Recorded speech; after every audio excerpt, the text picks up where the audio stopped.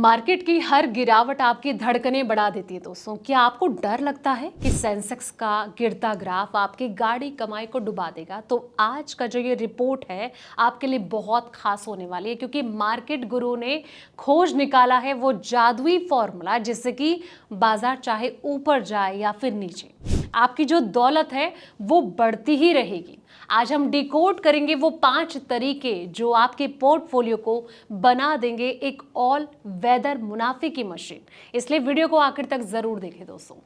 नमस्कार, मैं हूं आपके साथ संध्या बिष्ट और आप देख रहे हैं द इकोनॉमिक टाइम्स से।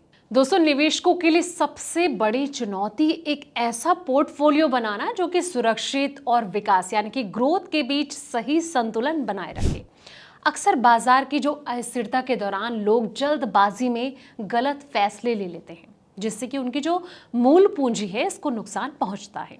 2026 में भारतीय बाजार की जो जटिलताएं हैं इसको समझने के लिए सादगी, लंबा नजरिया और अटूट डिसिप्लिन की ही सफलता का आधार होता है। निवेश में धैर्य रखना बहुत जरूरी है दोस्तों। अगर आप अपनी रणनीति को स्पष्ट रखते हैं और बाजार के शोर से दूर रहते हैं तो कंपाउंडिंग की जो शक्ति है, पावर है, आपकी संपत्ति को कई गुना बढ़ा सकती है। भारत के शेयर बाजार में उतार चढ़ाव यानी कि वॉलेटिलिटी एक सामान्य प्रक्रिया दोस्तों, लेकिन 2026 के बदलते आर्थिक परिदृश्य में अपनी जो पूंजी है इसको सुरक्षित रखते हुए बढ़ाना एक कला है। बाजार की उठापटक से घबराने के बजाय अगर निवेशक जो हैं कुछ बुनियादी और स्मार्ट नियमों का पालन करें तो वो लंबी अवधि में बड़ा फंड तैयार कर सकते हैं दोस्तों। सबसे पहला है 70:30 का नियम। क्या होता है ये, आपको क्यों अपनाना चाहिए? पोर्टफोलियो को 2 हिस्सों में बांटना चाहिए। सबसे पहला है 70% कोर होल्डिंग्स।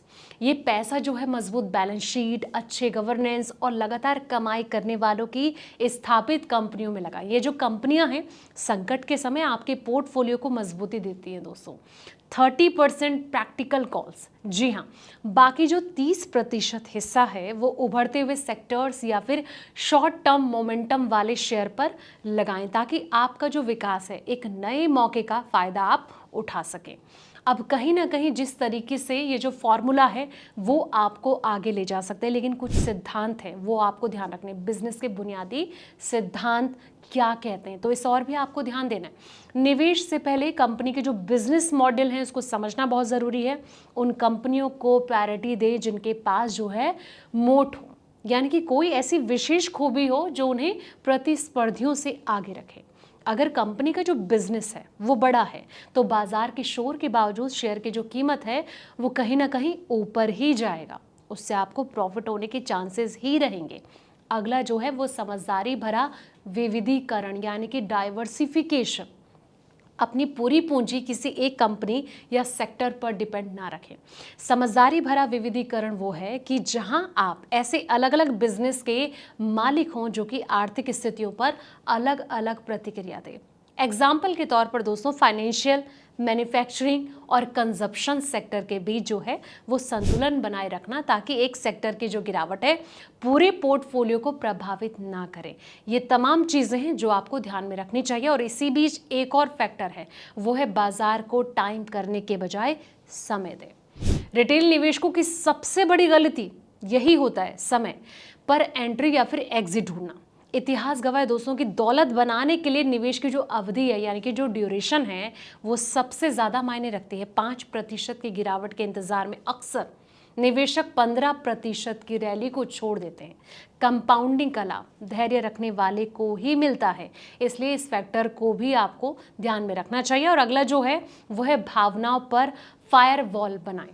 शेयर बाजार में सफलता अपनी बौद्धिक सफलता क्षमता से ज़्यादा आपके स्वभाव यानी कि टेम्परामेंट पर डिपेंड करता है। बाजार की जो गिरावट है इसको घबराहट के बजाय बिजनेस की मजबूरी के नज़रिए से देखें। अगर कंपनी का जो भविष्य है वो काफ़ी अच्छा है तो कीमत में गिरावट आपके लिए खरीदारी का एक बेहतरीन अवसर दे सकती है दोस्तों। इसलिए जब भी आप कहीं पर इन्वेस्ट करें तो ये तमाम जो फैक्टर हैं इनको बखूबी रूप से समझें। कहीं ना कहीं इससे आपको आने वाले वक्त में आपके पोर्टफोलियो को बेहतर बनाने में मदद मिल सकती है। तो ऐसे ही पर्सनल फाइनेंस से जुड़े तमाम अपडेट्स भरे वीडियोस के लिए आप बने रहिए हमारे साथ और देखते रहें द इकोनॉमिक टाइम्स हिंदी।